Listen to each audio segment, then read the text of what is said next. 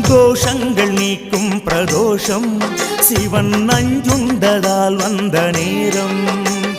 நாம் செய்த தீவினைகள் யாவும் அந்த பிறை சூடன் அருளாலே தீரும். நாரணன் விடையாக நந்தியின் கொம்பிடையில் சிவனாடும் நேரம் இது. சிவன் வரும் சுகமான நேரம் இது. கருணாகரன் சுத்த சிவமானவன் கருணை பொழிகின்ற நேரம் இது. வரம் தருகின்ற நேரம் இது.